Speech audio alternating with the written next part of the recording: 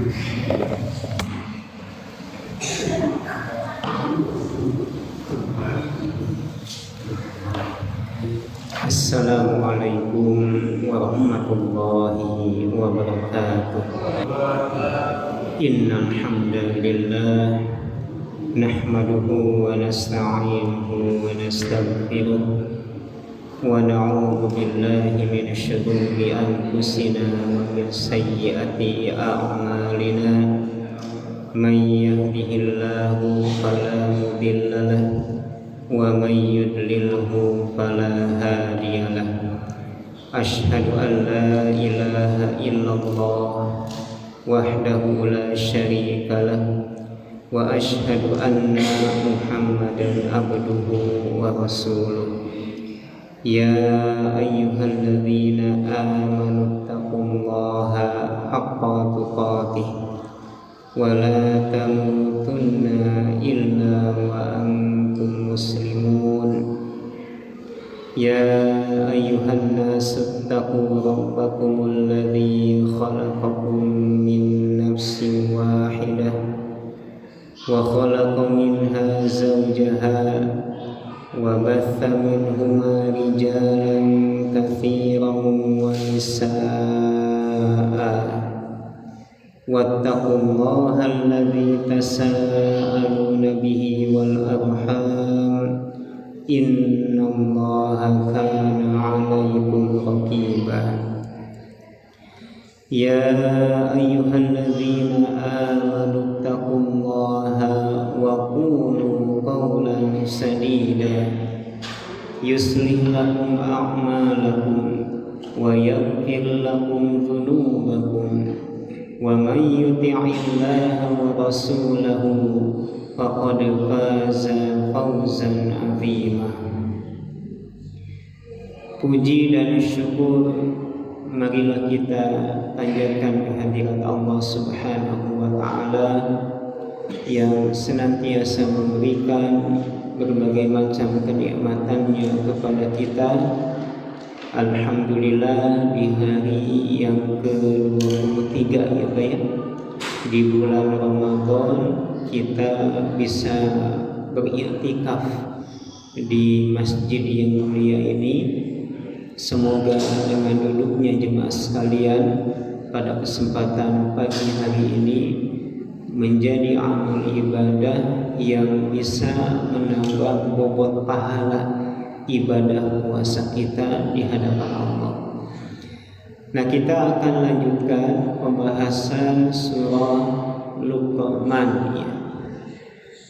Dan ini pertemuan terakhir mungkin ya bagi saya, khususnya di bulan Ramadan.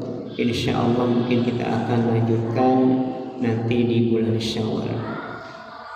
Terakhir kita sudah sampai ayat yang ke-10. Nah, sekarang kita akan lanjutkan ayat yang ke-12. Surah Luqman ayat yang ke-12. Allah Subhanahu wa ta'ala berfirman, wa laqad atayna Luqmana, dan sungguh kami telah memberi Luqman al-hikmata hikmah. Nah ya surat pinamian Luqman lantaran ayat kisah terkait hamba Allah yang bernama Luqman. Nah, di antara keutamaan Luqman ialah Allah Subhanahu wa taala memberikan al-hikmah kepadanya. Nah, namina hikmah di dia maksudnya nyata al-ilmu wal fiqhu, ilmu dan pemahaman. Nah, ini menunjukkan akan fadilah ilmu. Barang siapa yang berilmu maka derajatnya akan ditinggikan, meskipun mereka bukan berasal dari kalangan nabi dan rasul. Nah, Luqman dia kan sanes nabi, sanes rasul, tetapi namanya oleh Allah Subhanahu wa taala diabadikan di dalam Al-Qur'an. Seorang hamba Allah yang salih namanya diabadikan di dalam Al-Quran, disebutkan keutamaan dan kesolihannya. Oleh karenanya, kalau kita ingin mendapatkan derajat yang luhur, kedudukan yang mulia seperti hanya Luqman bisa, ya, asalkan ya syaratnya terpenuhi. Di antaranya ialah dengan memahami ilmu agama.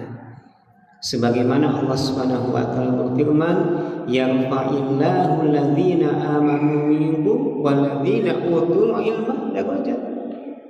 Allah akan meninggikan orang-orang yang berilmu di antara kalian, orang-orang yang beriman di antara kalian, dan mereka yang berilmu. Makin bertambah keilmuan seseorang, makin tinggi derajatnya di sisi Allah, ya. Dan Allah telah memberikan karunia yang besar ini kepada siapa? Kepada Luqman. Allah memberikan kepada Luqman al-hikmata, yaitu ilmu. Dan ilmu adalah kenikmatan yang besar, jemaah sekalian. Bahkan kenikmatannya melebihi kenikmatan yang sifatnya materi. Betapapun banyaknya harta seseorang, betapapun tingginya jabatan seseorang, maka tidak menyamai, tidak mengungguli keutamaan ilmu. Ilmu itu di atas segalanya. Kan ari nu ngaranna kanikmatan dunia teh nyabunya aya nu sifatna materi, aya nu maknawi. Lamun nu materi tos bukulanya orang kuninga, banyaknya harta, kemudian jabatan yang tinggi, rumah yang megah, kendaraan yang mewah, itu enggak kita pungkiri, itu bagian dari kebahagiaan dunia. Tapi sifatnya materi. Mung anu kedah kauninga, kanikmatan yang sifatnya materi itu adalah relatif, Pak. Sifatnya relatif, tidak absolut. Buktosna kesadaya jalmi anu ngagaduhan harta bahagia, kesadayana jalmi anu ngagaduhan jabatan mulia dalam pandangan manusia. Enggak semua orang bisa tidur nyenyak di dalam bangunan yang mewah. Tidak semua orang hatinya merasa tenang ketika memiliki kendaraan yang mewah. Oleh karenanya, nikmat yang sifatnya materi itu relatif. Tapi beda hanya nikmat yang sifatnya maknawi, diantaranya ilmu itu absolut mutlak, ibu bapak sekalian. Oleh karenanya, kalau kita pada kesempatan pagi hari ini faham 1-2 ayat, maka dipastikan bahwa pemahaman ini akan membawa kebahagiaan dan ketenangan di dalam hidup tanpa diragukan lagi, ya. Sifatnya mutlak agi nu ngaranna kanikmatan maknawi, di antawisna nyaeta ilmu. Maka berbahagialah orang ketika hidup di alam dunia, dia disibukkan dengan ilmu dan amal, disibukkan dengan ilmu dan amal. Kemudian dipasihan kanikmatan anu sifatna materi, oh iya mah bahagia dunia jeung akhirat. Kan eta nu kurang sungkeun di payunan Allah teh kitu nya. Rabbana atina fid dunya hasanah wa fil akhirati hasanah wa qina adzabannar. Nah, lantaran kenikmatan ilmu adalah kenikmatan yang besar, maka sudah sepantasnya seorang hamba bersyukur kepada Allah. Anishkur lillah, bersyukurlah kepada Allah, ya. Lantaran segala ubi ieu teh dipasihan ku Allah, bahkan kagungan Allah. Urang ngagaduhan otak anu biasa berpikir, ya, hati yang bisa merasa, mata yang bisa melihat, telinga yang bisa mendengar, semuanya adalah pemberian serta karunia Allah. Ya, ini bagian dari kenikmatan yang harus disyukuri. Wa may yashkur fa innama yashkuru li nafsi. Dan barang siapa yang bersyukur, maka sungguh kesyukuran itu akan kembali kepada dirinya. Jangan lamun orang syukuran ka Allah lain kanggo Allah. tetapi kanggo urang nyalira, ya, dampak balasan serta pahalanya akan kembali kepada kita. Nah, ieu bageuna Allah nya banyak nya anak Allah ka manusia gitu. Ku Allah difasilitasi dengan memberikan kenikmatan yang ada, kemudian Allah memerintahkan mereka bersyukur, dan kesyukuran itu membuahkan pahala, ya, pahala untuk dirinya bukan untuk Allah. Dan Allah mah teu butuh ka jalmi, gitu nya, jalmi anu butuh ka Allah. Allah mah maha kaya. Oleh karenanya kalau kita ditanya, ya, Bapak namun digetola tahajudna, rajin sedekahna, ieu mah teu aya sanes hoyong kening pahala, hoyong kembali kebaikan yang dilakukan ini kepada dirinya, agar selamat di dunia dan akhirat, agar selamat dari siksa Allah Subhanahu wa ta'ala. Wa may yashkur fa innama yashkuru li nafsihi wa man kafara, dan barang siapa yang kufur maka sesungguhnya Allah maha kaya lagi maha terpuji, ya. Orang kalau dinisbatkan kekayaan kepada manusia, orang kaya itu orang yang enggak butuh apa-apa gitu, karena dia merasa dirinya sudah cukup. Apalagi kekayaan dinisbatkan kepada Allah, ya. Nah, jemaah sekalian yang Allah muliakan, ayat pembahasan di kalangan ulama terkait dengan bahasa dina ayatnya. Di antawisna untuk bentuk syukur di sini menggunakan fi'il mudhari, yaitu yashkuru. Kesawiasnya sekedik belajar bahasa Arab. Tapi beda hanya untuk kufur, di sini menggunakan kafaro, menggunakan fi'lul madi, kata kerja yang telah lampau, ya. Kata para ulama ini menunjukkan bahwasanya yang namanya kesyukuran itu sifatnya berkesinambungan, Pak.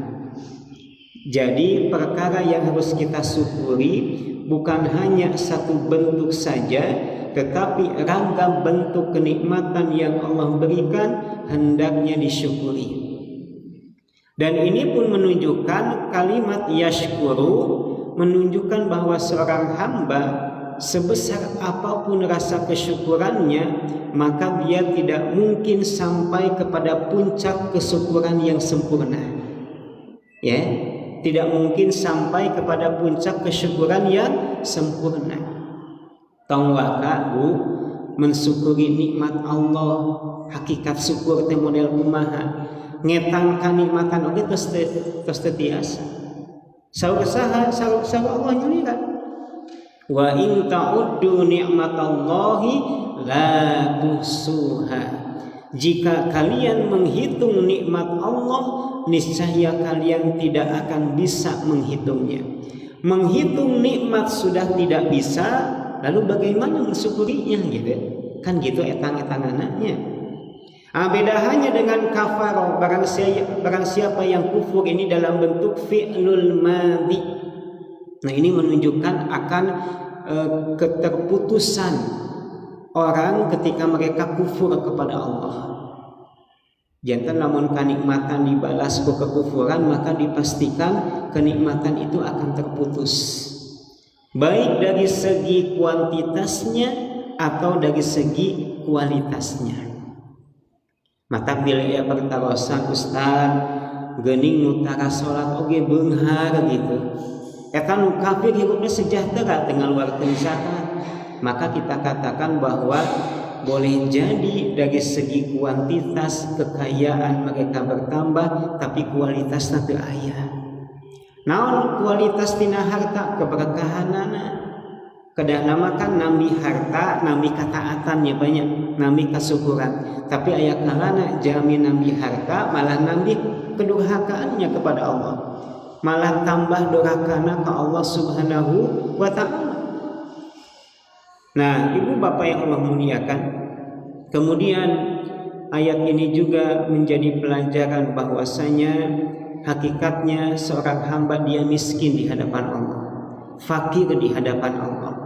Adapun ketaatan yang mereka lakukan itu hakikatnya ialah kebutuhan. Tak aya nama urang teh memang kedah latihan kumaha carana supados kataatan ieu teh janten kebutuhan. Ya. Tong dugi ka kataatan anu dipidamel janten beban kanggo urang sadaya. Lamun urang merhatoskeun parentah Allah terkait dengan puasa, Allah berfirman kutiba alaikumusiyam, diwajibkan atas kalian puasa. Di sini menggunakan bentuk pasif diwajibkan, henteu mewajibkan. Lamun ngangge kalimat mewajibkan berarti kada disebut sanu ngawajibkeun, tapi henteu disebutkeun. Maka saur para ulama di antawis hikmahna nah ngangge kalimat kutiba alaikumusiyam lantaran kalaulah Allah Subhanahu wa taala tidak mewajibkan puasa terhadap manusia, niscaya manusia akan mewajibkan puasa terhadap diri mereka sendiri. Saking pentingnya puasa. Bahkan ibadah puasa sanes mungku aya dina agama Islam gitu nya. Agama Yahudi, Nasrani pun ada puasa. Bahkan agama berhala seperti hanya Hindu dan Buddha itu pun ada puasa di dalamnya. Bahkan jangankan manusia, binatang pun ada yang berpuasa. Seperti hanya ular ketika berganti kulit, ayam ketika mengerami telur, itu puasa. Ini menunjukkan puasa itu sangat penting bagi kehidupan umat manusia. Maka untung alhamdulillah Allah ngawajibkan puasa dina satahun sakali gitu nya. Jadi mengupgrade keimanan kita minimal setahun sekali. Dan saur para ulama lamun jami apal hakikat tina manfaatna puasa, maka niscaya mereka akan menginginkan sepanjang tahun ialah bulan Ramadan. Lamun orang apal ya faidah dari puasa, maka pastilah kita akan menginginkan sepanjang tahun Ramadan. Nah, ayeuna Ramadan bakal ngantunkeun urang sadaya. Dan tidak ada jaminan tahun depan kita akan bisa menjalankan ibadah puasa seperti hanya Ramadan tahun ini. Dina tahun ayeuna aya sababaraha rencang gitu nya peribadah sanes ngantunkeun alam dunia. Yuswana tak candugi ka 50, Pak. Kamari rencang caket gitu nya Yuswana 45 tahun ngantunkeun. Ngadadakan pun kana oge gitu nya. Tos beres olahraga eta teh sacan Ramadan. Ya, meninggal dunia kemudian memiliki istri dan 4 orang anak yang masih kecil-kecil. Kan gak ada yang tahu. Padahal sebelumnya beliau sudah berpesan kepada istrinya, kayak cenah mun puasa orang midamel ieu midamel itu, orang kaditu orang kadieu gitu. Tapi ternyata Allah berkehendak lain. Sebelum Ramadan tiba, ajalnya sudah dijemput oleh Allah Subhanahu wa taala. Pertarosanana nah tahun payun orang bakal aya sapertos kieu Allah. Teu aya nu meninggal gitu nya. Baik jemaah sekalian yang Allah muliakan, kita lanjutkan.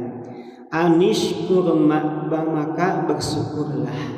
Nah ini menunjukkan kesyukuran akan ilmu itu sangat besar faidahnya.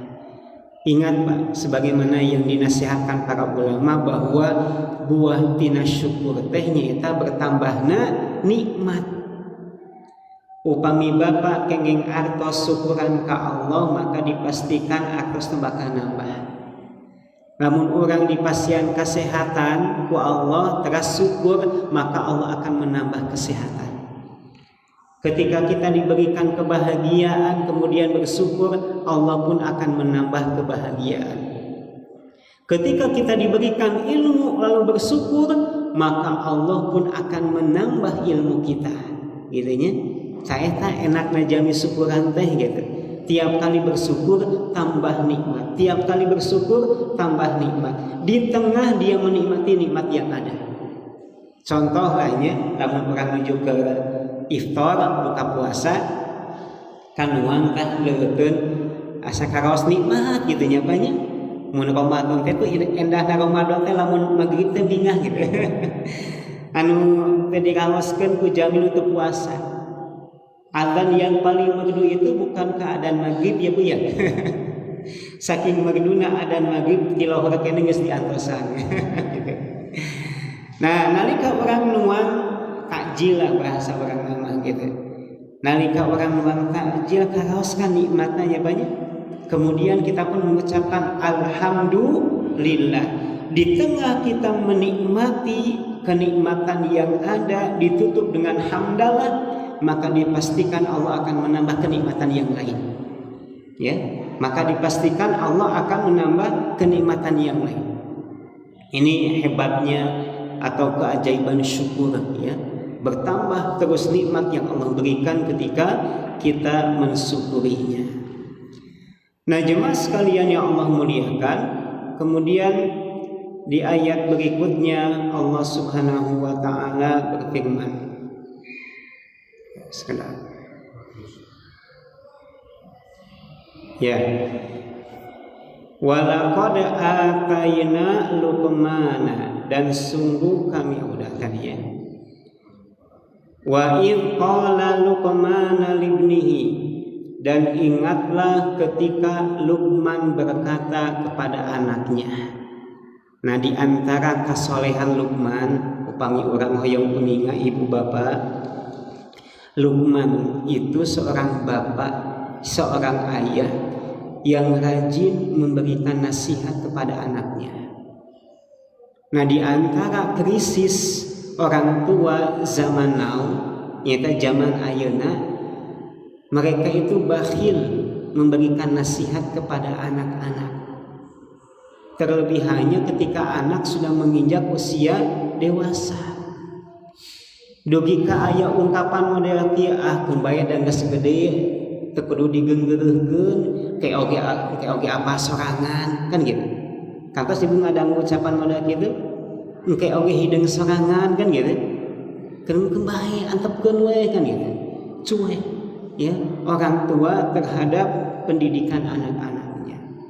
Padahal kalau kita melihat Rasul, termasuk hanya para nabi zaman dahulu, termasuk hanya Luqman yang kita bicarakan saat ini, beliau adalah sosok ayah yang faham bahwa kewajiban seorang ayah bukan hanya memberikan kebutuhan fisik kepada anak-anak mereka, tapi seorang ayah juga berkewajiban untuk memberikan pendidikan yang baik terhadap anak-anaknya. Di antara pendidikan yang baik terhadap anak-anak kita ialah memberikan nasihat kepada mereka. Rasul itu Pak, dimanapun beliau berada, entah itu ketika mukim atau sedang dalam perjalanan, beliau tidak segan untuk memberikan nasihat tanpa kecuali kepada anak-anak. Contoh, nalika Rasul nuju ngariung jeung sahabat anu sanes, disuguhkeun tah hidangan tuangan, aya murang kali di dinya Pak. Murang kali teh kitu nya lamun disuguhkeun tuangan teh sok ngopepang pananganana. Kemudian Rasul pun memberikan nasihat, ya bunayya, samillah, wahai anakku, sebutlah nama Allah. Wa kul biyaminik wa kul mimma yalik, makanlah dengan tangan kananmu dan makan makanan yang terdekat darimu. Rasul masih nasihat kamu kali. Kemudian di surat Ali Imran orang kantos ngebahas gitunya, Nabi Zakaria memberikan nasihat kepada Maryam. Walaupun Maryam ini adalah anak angkatnya, Maryam pada saat itu sudah gadis ya. Ketika Nabi Zakaria masuk ke dalam mihrab Maryam, tiba-tiba mendapati ada buah-buahan, hidangan makanan. Kemudian Zakaria berkata, "Anni laki hadza." Wahai Maryam, ya di mana? Nah, gitu. Dengan memberikan pertanyaan ini dari mana, itu bentuk nasihat. Jangan sampai ada seorang anak dia memiliki harta yang bukan miliknya. Apalagi kalau anak ini belum memiliki penghasilan. Contoh, murang kali di pasihan jajan sadinten misalkan usia SMA lahnya sadinten 10 dugi ka 15.000 jajanna teh gitu. Tiba-tiba dia punya handphone yang harganya mahal, iPhone lah gitu nya. Nalika sepuh ninggal murang kalina ngagaduhan barang mewah model gitu, maka apa yang dia lakukan jemaah sekalian? Harusnya mereka melakukan sebagaimana yang diucapkan oleh Nabi Zakaria, ai anni laki hadza, yatimana. Gitu. Jangan sampai anak dia memiliki harta dari sumber yang tidak halal, ya. Termasuk hanya Luqmanul Hakim memberikan nasihat kepada anaknya, wa huwa ya'idhuhu. Bahkan yang paling utama ialah nasihat orang tua ketika mereka akan meninggal dunia, menjelang kematian. Seperti hanya nasihat Nabi Yakub alaihissalam. Nabi Yakub ketika akan meninggal mengumpulkan anak-anaknya, ya, mengumpulkan anak-anaknya, lalu memberikan nasihat dan wasiat kepada mereka, ma ta'buduna min ba'di, apa yang akan kalian sembah sepeninggal aku. Itu nasihat Nabi Yakub kepada anak-anaknya. Gitu. Nu diobrolkeun teh naon? Ibadah terkait dengan tauhid kepada Allah. Hari di orang kadang-kadang rek maot teh jang kadenya sawah urus gitu.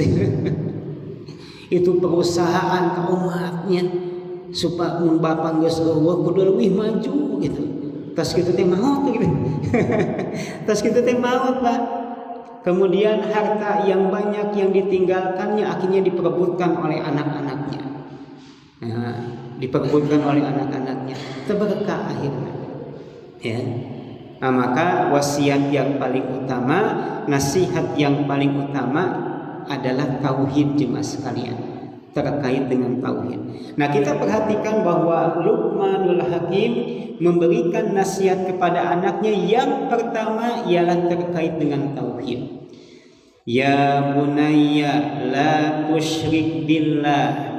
Wahai anakku, janganlah kamu menyekutukan Allah. Inna syirka la zulmun azim. Sesungguhnya syirik itu adalah kezaliman yang sangat besar.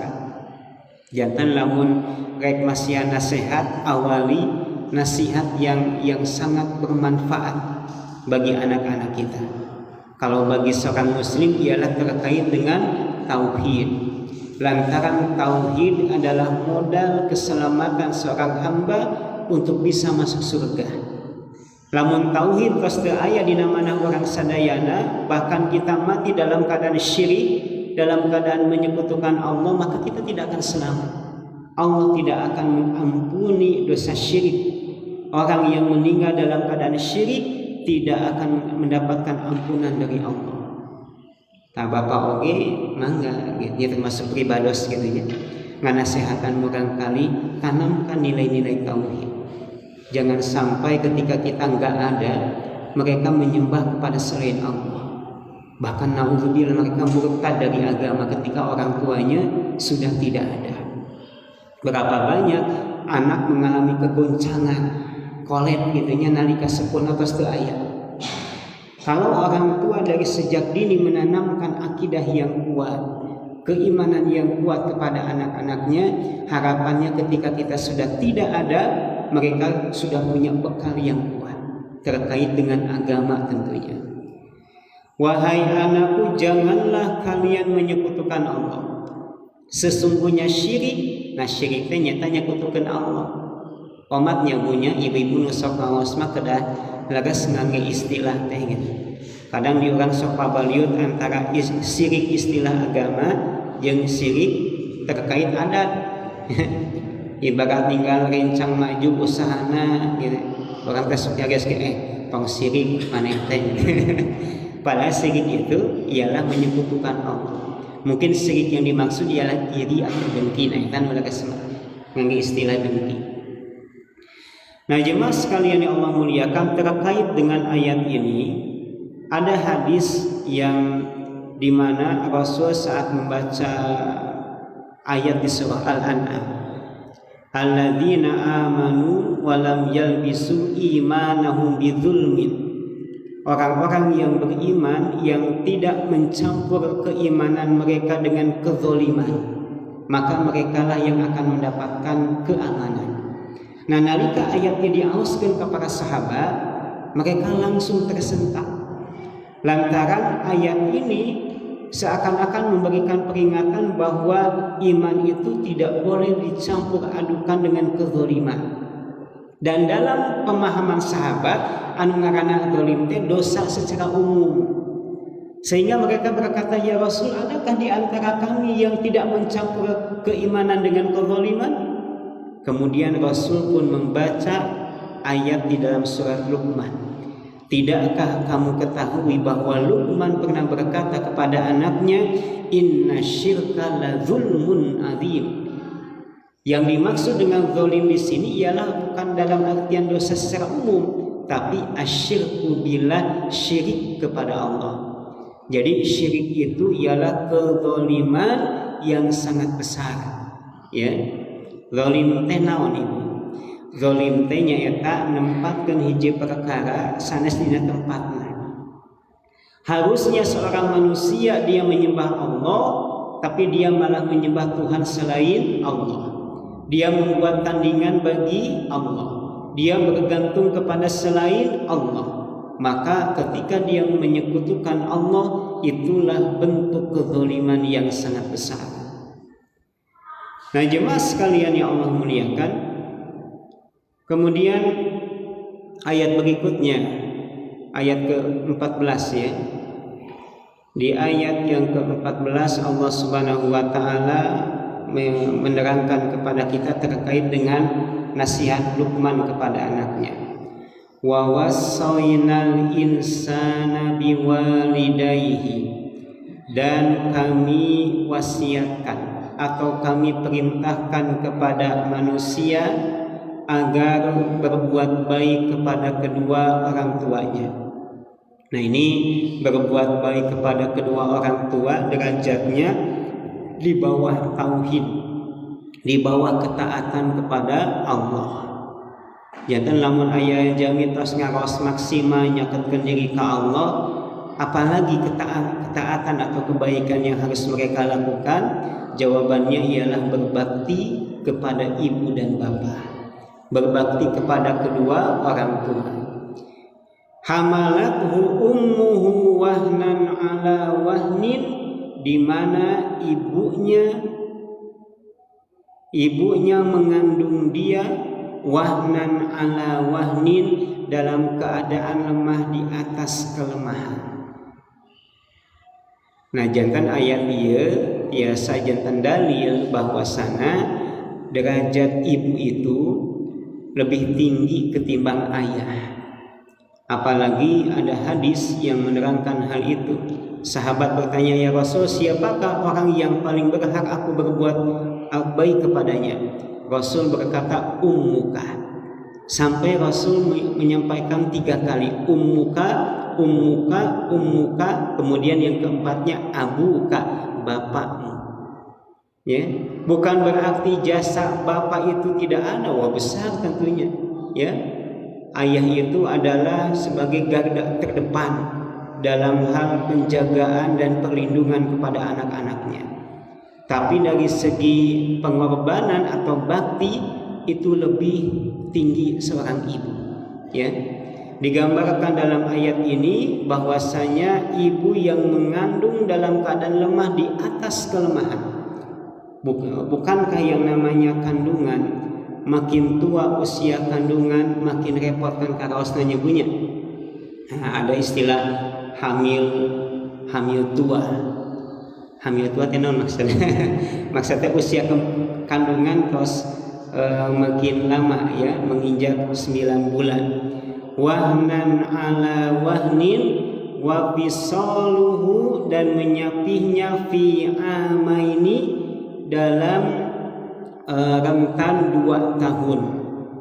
Nah, dari ayat ini jemaah sekalian, ada sebagian ulama yang mengatakan bahwa masa kandungan paling sedikit itu 6 bulan. Paling sedikit itu 6 bulan. lantaran dina ayat anu sanes bahwa seorang ibu dia menyapi anak dan mengandung anak digabung itu selama 30 bulan. Menyapi 30 bulan, menyapi selama 2 tahun. 2 tahun itu kurang lebih berapa bulan Pak? 24 bulan. Berarti 30 dikurangi 24 yaitu 6. Maka di sini ada sebagian ulama berkata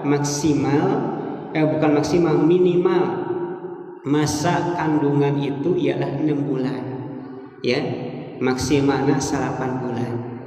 Maka tong heran namun misalkan ayah seorang ibu nembe 7 bulan terus ngalahirkeun gitu nya.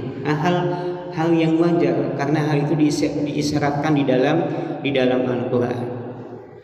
Anishkurli waliwalidaika, maka bersyukurlah kepadaku dan kepada kedua orang tuamu, ya. Ilayyal masir, dan hanya kepadakulah kamu kembali. Nah, ayat ini menunjukkan bahwa sangat besar peranan orang tua terhadap anaknya, khususnya seorang ibu. Maka sudah semestinya seorang anak itu berbakti kepada kedua orang tuanya. Dan kita bisa saksikan jemaah sekalian, dalam kehidupan ini anak yang dekat dengan orang tua hidupnya itu bahagia, rezekinya itu lancar, lagas tabunya. Tapi bentan hana lamun ayam orang kali doraka kesepuna, maka dipastikan hidupnya tidak akan bahagia dan rezekinya seret. Mungkin ibu bisa menyaksikan dalam pengalaman atau kehidupan kita sehari-hari. Ada orang yang jauh dari orang tua, jauh pula mereka dari kebahagiaan tuh, ya. Nah, di dalam Al-Quran maka ketaatan kepada orang tua di bawah ketaatan kepada Allah. Kesyukuran kepada kedua orang tua disandingkan dengan kesyukuran kepada Allah. Berarti durhaka kepada kedua orang tua itu di bawah derajat syirik. Durhaka kepada kedua orang tua itu di bawah derajat syirik. Ya, bahkan kata para ulama, uququl walidain, dosa kepada orang tua itu kategori dosa besar. Kategori dosa besar. Nah, oleh karenanya seorang anak dia harus berusaha, ya, membahagiakan kedua orang tuanya dengan mengatakan perkataan yang lembut, bersikap yang sopan, gitu ya. Jangan sampai menyakiti mereka baik dengan lisan ataupun dengan perbuatan.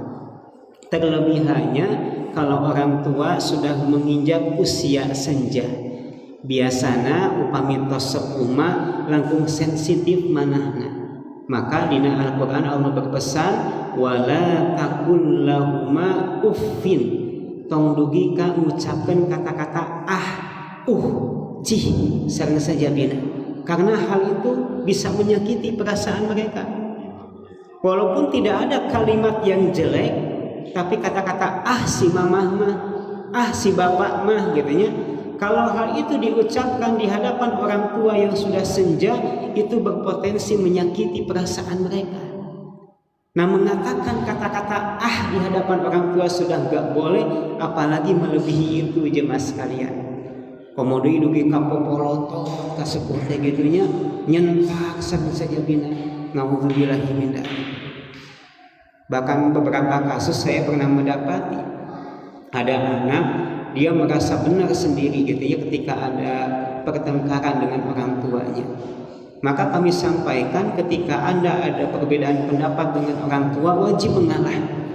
Walaupun Anda ada di pihak yang benar. Tapi jadi jantan tong dugi ka aya murang kali ngaros dirina paling benar gitunya sehingga menentang perintah orang tua atau membenci bahkan orang tuanya sendiri. Enggak boleh, ya, enggak boleh. Wa in jahadaka ala an tusyrika bima laisa laka bihi ilmun. Tetapi kata Allah, jika ada orang tua mengajak kamu untuk melakukan perbuatan syirik yang tidak kamu ketahui ilmunya, fala tuti'huma, jangan taati keduanya. Jantan ayat kaidah koskieu ya salasna didasari ku hadis anu sahih. La ta'ata fi maksiatillah. Tidak ada ketaatan dalam rangka maksiat kepada Allah. Jantan orang taat ka sepuh teh ibu salami kataatanana teu bertentangan sareng kataatan ka Allah. Tapi lamun sepuh miwarang doraka tong ditaati. Tapi lamun di luar eta wajib mentaatinya. Contoh, bapak kalarasan dinas di Jakarta. Kesibuk-sibuk nadama tiba-tiba ada telepon dari ibu. Ya. Jang, pokona ujang dinten ayeuna kudu ka dieu. Kudu ka lembur. Wih. Nah, kalau kita melihat hadis ini, wajib kita meninggalkan pekerjaan kita, Bu. Ya, penuhi panggilan ibu, penuhi panggilan ayah, ya. Ibu atau ieu tunjuk kesibuk, anta pokona kedah ka dieu. Nah, gitu. Taati. Karena ketaatan perintah mereka tidak bertentangan dengan hukum Allah Subhanahu wa taala. Gitu. Nah, tapi kalau orang tua mengajak kepada perbuatan dosa jangan ditaati. Meskipun tidak sampai memutuskan silaturahmi dan tidak menghalangi kita dari berbuat baik kepada mereka. Jantan lamun aya sepuh miwarang doraka, bahkan beda agama dengan kita. Jangan menghalangi kita untuk berbuat baik kepada mereka. Jangan menghalangi kita untuk berbuat baik kepada mereka. Karena Allah Subhanahu wa taala berfirman, "Wasahibuhuma fid dunya ma'rufa." Dan perlakukanlah keduanya di dunia dengan cara yang ma'ruf. Kata para ulama, istilah ma'ruf itu adalah kebaikan yang melebihi kewajiban. Kebaikan yang melebihi kewajiban. Ya. Contoh silaturahmi. Nah, silaturahmi kan minimal tepan, bertanya. Tapi kan ada kalanya silaturahmi diiringi dengan kebaikan yang lain, dengan bersedekah. Mata upami mudik teh gitunya sayana sanes mungkul tepanggungku jeung sepuh teh. Tapi ada sesuatu yang kita berikan kepada mereka. Ini bagian dari ma'ruf, ya. Bagian dari ma'ruf. Wattabi' sabila man anaba ilayya. Dan ikutilah jalan orang yang kembali kepadamu. Nah, kata para ulama, ayat ini menjadi dalil bahwa diwajibkan bagi kita untuk mengikuti orang-orang yang taat kepada Allah. Di antaranya ialah para nabi, generasi salaf, para ulama. Di sini ada kalimat man anaba ilayya, orang yang kembali kepadaku. Jantan puntennya upami hoyong jantan jami soleh teh biasanya gitu. Kudu aya nuntun, kudu aya membimbing, kudu aya komunitas jamaah yang menguatkan keyakinan kita, keislaman kita, yang akan menjaga akhlak kita. Karena Allah Subhanahu wa taala berfirman, "Wattabi' sabila man anaba ilayya." Tsumma ilayya marji'ukum. Kemudian hanya kepada pula kalian kembali, fa'unabbi'ukum bima kuntum ta'malun. Maka aku akan beritahukan kepada kalian terkait apa yang kalian lakukan. Nah, jemaah sekalian yang Allah muliakan, inilah ayat yang menjadi panduan bagi kita, ya, untuk mendapatkan kebahagiaan dunia dan akhirat. Yaitu yang pertama, taati Allah dengan tidak menyekutukannya dengan sesuatu pun. Kemudian berbakti kepada kedua orang tua, entah mereka masih hidup ataukah mereka sudah meninggal dunia. Nah, bagaimana berbakti kepada orang tua yang sudah meninggal? Di antaranya ialah banyak berdoa untuknya.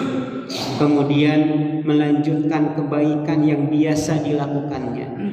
Bilih misalkan satu acan ngantunkeun almarhum teh lamun tiap Ramadan sok intun takjil ka masjid lajengkeun umurang kalina. Sok ngulam anak yatim ka bumi, nah kebaikan orang tua lanjutkan oleh anak-anaknya. Ini bagian dari bakti anak kepada orang tua yang telah meninggal. Kemudian jalin silaturahmi dengan kerabatnya, ya. Jangan sampai terputus antara silaturahmi sahabat orang tua ketika orang tua sudah meninggal dunia. Mata geningnya lamun aya rencang kurang dengan nganjang ka bumi. Sok diajarkeun adab di antawisna dikenalkan kamu kali. Nah, ini teman bapak nih, kenalin. Nah, ayo salim kan gitu. Harapanna lamun urang tos teu aya, ieu si urang kali teh tetep ngajagi silaturahmi jeung rencang-rencang urang sadaya. Ini yang dilakukan oleh para sahabat. Para sahabat Nabi tahu contoh Abu Bakar dan Umar. Mereka tahu bahwa Rasul itu suka mendatangi rumah salah seorang janda tua yang ada di Madinah. Maka ketika Rasul meninggal, Abu Bakar dan Umar pun sengaja datang untuk bersinggah ke rumah janda tua tersebut. Karena mereka tahu ini perempuan suka dikunjungi oleh Nabi. Maka Abu Bakar dan Umar pun mereka mengunjungi perempuan tersebut. Baik Ibu Bapak yang Allah muliakan, itu mungkin ya yang bisa kami sampaikan.